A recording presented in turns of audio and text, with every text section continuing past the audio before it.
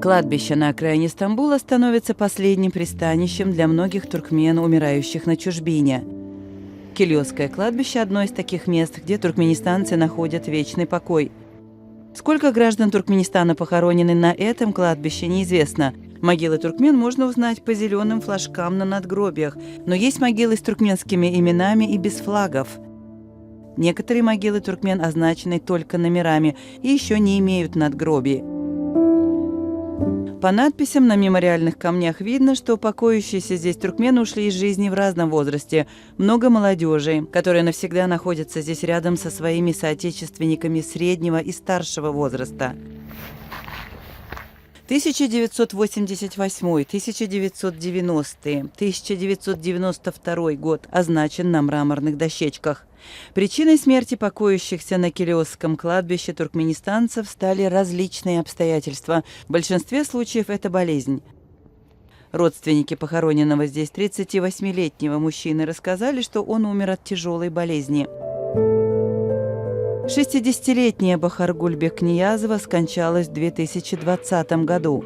О судьбе бедной женщины, приехавшей на заработки в Турцию, а затем оставшейся на улице, стало известно в мае 2020 года, после того, как небольшое видеоинтервью с ней было опубликовано в благотворительной группе в Фейсбуке. 57-летняя Анна Гуль Касымова скончалась от кровоизлияния. Она умерла в стамбульской больнице 27 апреля 2021 года.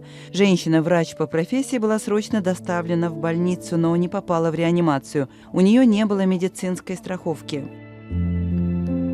Посетители кладбища обычно не ограничиваются уходом за могилами своих близких, но посещают и могилы других соотечественников. По словам пришедших навестить своих близких, похороненных на Килиосском кладбище, зеленые туркменские флажки на надгробие наклеивают сами туркменистанцы. Туркмены рассказывают, что нередко кто-то сдирает наклеенные туркменские флаги с мраморных дощечек. Кладбище Килиос является одним из 3 основных мест захоронения граждан Туркменистана, умерших в Стамбуле и его окрестностях.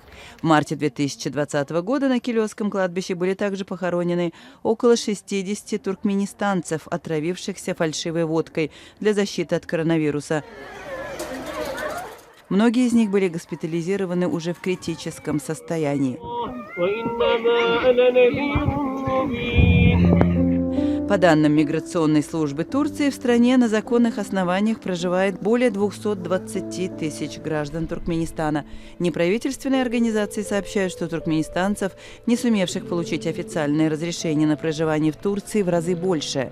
Основной причиной незаконного пребывания граждан Туркменистана в Турции является истечение срока действия их паспортов и нереализованная Туркменистаном на практике процедура выдачи необходимых документов.